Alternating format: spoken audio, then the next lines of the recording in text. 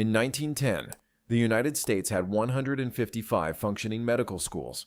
By 1935, it had 66. In 25 years, more than half the schools of medicine in America closed, not because their students could not practice, not because the communities they served stopped needing them, but because a single report, written by one man, funded by one foundation, distributed to every state licensing board in the country, decided which kind of knowledge counted as medicine, and which kind did not. A dispensary in 1900, a brick building, 2 rooms, a hand-painted sign above the door, an eclectic physician, a practitioner trained in botanical medicine in the tradition of clinical herbalism that had been building curricula and publishing journals and training physicians for 60 years. The patient who came in that morning had a growth on his arm. The physician knew this man's father, had treated his mother's rheumatism a decade prior. He prepared a paste from Bloodroot and sent the patient home with instructions. This was not fringe practice. In 1900, there were over 100 schools in the United States teaching some form of botanical or eclectic medicine. They had trained physicians who treated patients in communities that could not afford a hospital. That dispensary closed during the 1920s, not because its practitioner retired, because after 1910, the schools that trained replacements stopped producing graduates, and the licensing boards that governed practice stopped recognizing the credentials they had once issued. The building still stands. The sign came down. 3 years after that report landed, 2 organizations were chartered in the same city, in the same year, by men connected through the same network. Together, they would determine what American cancer medicine looked like for the next century. One of them you have heard of. The other is where this story actually begins. If the foundation that funded the report reshaping American medicine in 1910 had no financial interest in the industry, that replaced it. Why did every treatment that survived the reorganization require the one thing that network produced? If you enjoy these stories, support the channel by subscribing and liking. Now back to the story. To understand what was displaced, you have to understand that American medicine, before 1910, was genuinely pluralistic, not chaotic, competitive. Regular physicians, trained in the European allopathic model, used surgery, heavy metal compounds, and mercury preparations. Homeopaths ran hospitals whose documented outcomes during the 1918 influenza pandemic were better than their allopathic counterparts at several institutions. Eclectic physicians, trained in the clinical botanical tradition, worked from plant-derived preparations developed from indigenous knowledge, and a century of American colonial practice.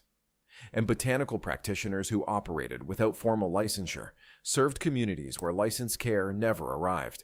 Cancer treatment within this system was inconsistent and fragmented. No question. Surgery existed. Radiation had been available since the 1890s after Röntgen's discovery of X-rays. But alongside those, hundreds of practitioners were working with botanical preparations. Bloodroot, Sanguinaria canadensis, had been used for surface tumors since at least the early 19th century. Red clover, poke root, violet leaves.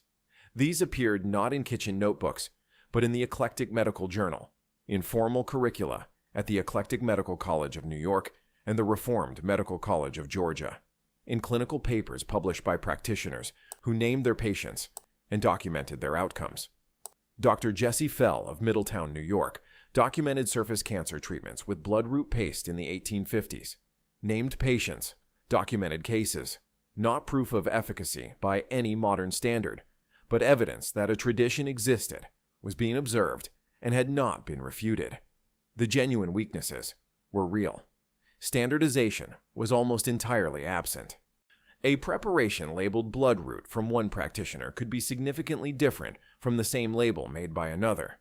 Dosing was inconsistent. The eclectic tradition valued individual clinical judgment above protocol, which meant quality varied enormously by practitioner.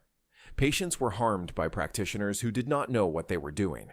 The problem was not imaginary. But the problem was also not universal, and the solution that was applied was.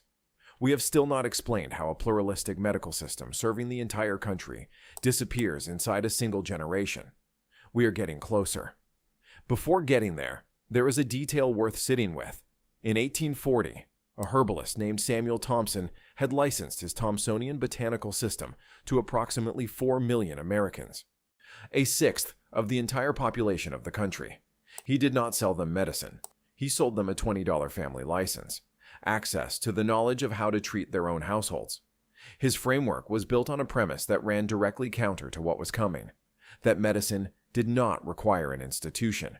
It required knowledge, and knowledge could be distributed. By 1900, the heirs of that tradition, the eclectic physicians with their journals in colleges, the homeopaths with their hospitals, the botanical practitioners working in dispensaries, were 60 years into building a parallel medical infrastructure. The woman who kept a chest of dried medicinal herbs in the root cellar alongside the vegetable seeds. The physician whose shingle hung above a door in a neighborhood where no hospital existed. The patient who walked to a 2-room dispensary and paid what they could. In 1900, the American Medical Association reported that roughly half of all practicing physicians in the United States were not regular allopathic physicians. They were homeopaths, eclectics, physiomedicals, botanics, half the profession, practicing openly, training successors. By 1930, those options were structurally gone, not because patients stopped wanting them, because the people trained to provide them had stopped receiving licenses, and the people who decided which licenses would be issued had decided in 1910 what medicine was. The transition did not happen through debate. It happened through defunding. Now look here carefully, because this next part is where the sequence becomes hard to explain away. In 1908, the Carnegie Foundation commissioned a man named Abraham Flexner, not a physician, not a scientist, but a former school teacher and educational administrator, to survey every medical school in the United States and Canada. He spent 2 years visiting schools and evaluating them against a single standard, the model of Johns Hopkins Medical School, which had opened in 1893 with European-style research laboratory medicine at its center. His report was published in 1910. It ranked every school. Homeopathic colleges received evaluations describing them as scientifically inadequate. Eclectic colleges received similar findings. Schools without laboratory facilities were classified as deficient.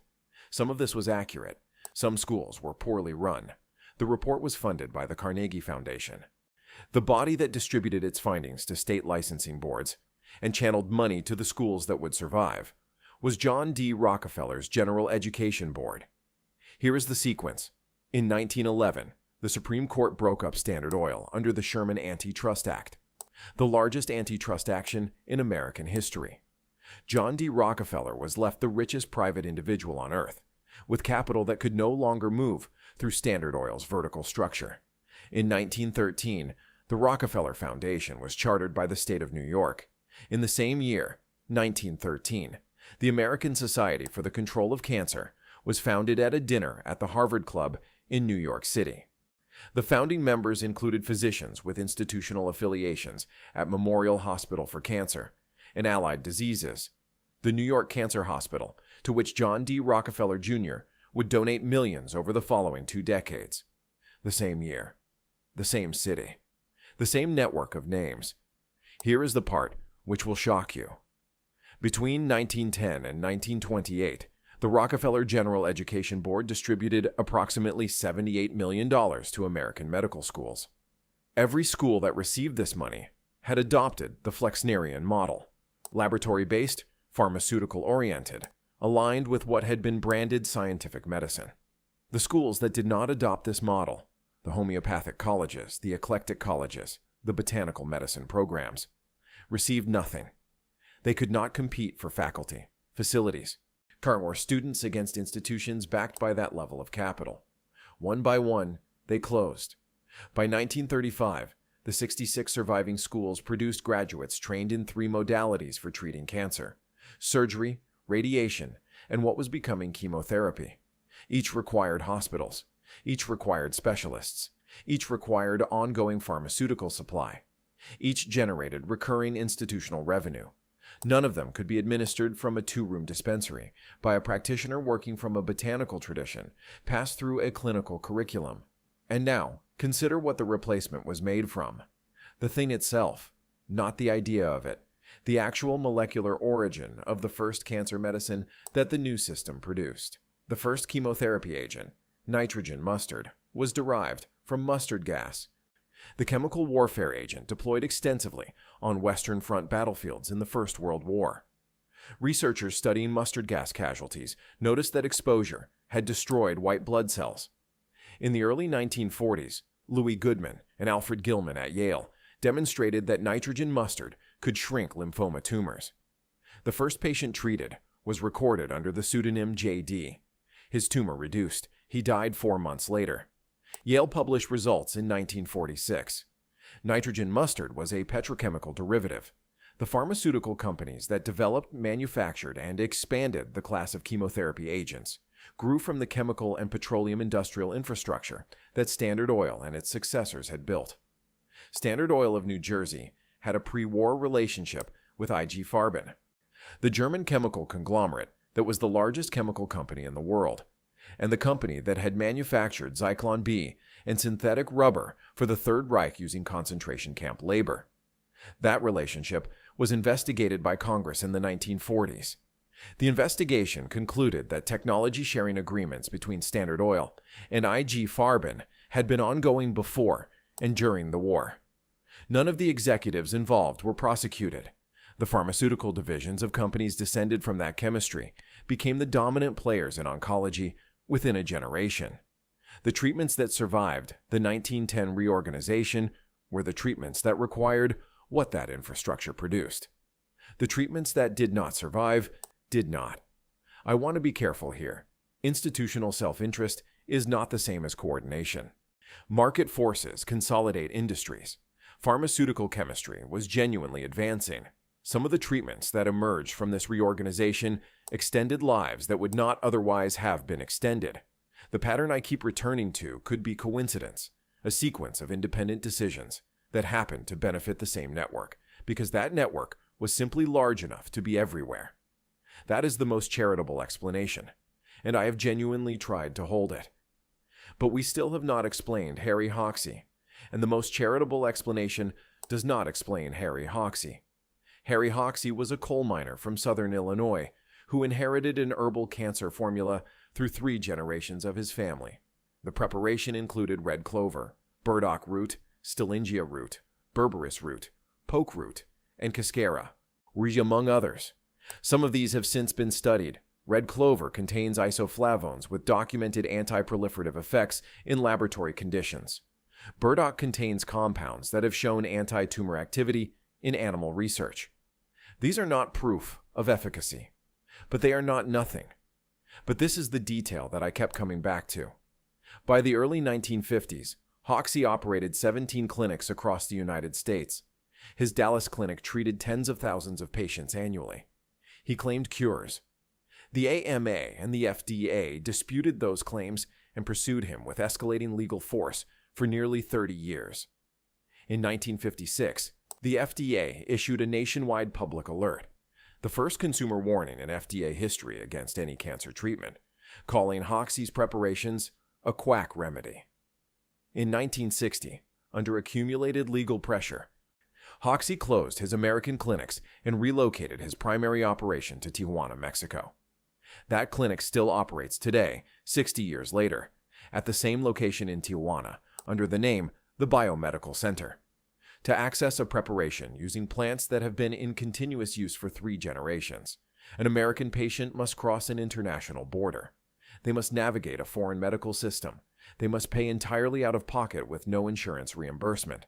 They must do, in other words, what their grandparents could have done at a dispensary 2 streets from their house without paperwork or a passport. If Hoxsey's formula was simply inferior, no border crossing would be necessary. The border is doing something.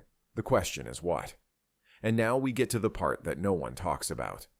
The eclectic medical tradition did not fade. It was institutionally excised. The Eclectic Medical College of New York graduated its last class in 1939. The National Eclectic Medical Association, which had existed since 1848, 91 years, dissolved the same year. Not because the tradition had failed its patients, because there were no longer enough licensed practitioners to constitute a profession and no longer enough functioning schools to train new ones. The Eclectic Medical Journal, which had published clinical observations, botanical pharmacology, and practitioner case studies continuously from 1849 to 1939, ceased publication. 90 years of documented clinical experience. That record is now held in archival collections that are not digitized, not indexed in any standard medical database, and not accessible to any practitioner who does not already know to go looking for it. The knowledge did not burn. It was simply not maintained. That is a quieter way of achieving the same result. In 1971, President Nixon signed the National Cancer Act, directing $1.5 billion toward cancer research over 3 years. The distribution of those funds was administered through the National Cancer Institute, an institution whose leadership had spent 30 years in funding relationships with pharmaceutical companies whose product lines were defined by the chemotherapy model developed in the 1940s. The botanical tradition is not mentioned in the Act. It is not studied, not examined, not offered any portion of the research funding. An official document surveying the entire landscape of American cancer treatment with a very specific absence inside it. A survey of what America knew about cancer that simply did not include 90 years of clinical documentation from a tradition that had treated cancer patients continuously until the licensing board stopped recognizing their credentials. That absence is worth noting. Which brings us back to where this started. A 2-room dispensary in 1900. A practitioner who ground bloodroot in a mortar. A patient who walked there and paid what he could. A tradition 90 years old, documented in journals that now sit in boxes that no one opens. If the report that closed 100 medical schools in 25 years was purely about improving standards, why was it funded by a foundation and channeled through a separate foundation controlled by the man who would shortly become the dominant funder of the hospitals those schools had competed with? If the American Society for the Control of Cancer was founded purely to defeat cancer, why did its founding members hold institutional affiliations with the same hospitals receiving Rockefeller capital in the same year? If Harry Hoxsey's formula was simply ineffective, why does his clinic still operate in Tijuana 60 years after the FDA closed his American locations? And why do patients still cross the border to access it? If the eclectic tradition was inferior medicine, why did ending it require defunding its schools, dissolving its professional associations, and allowing 90 years of its clinical documentation to disappear into archives that standard medical databases do not index? And when you sit across from an oncologist and discuss your treatment options, surgery, radiation, chemotherapy, and you are told that these are the evidence-based treatments, the approved treatments, the scientific treatments, who decided what would be studied, what would be funded, what would count as evidence, and what would not? The dispensary is gone. The practitioners who ran it are gone. The tradition they practiced is in boxes that no one opens. What changed was not the cancer. What changed was who got to decide what a cure was allowed to be.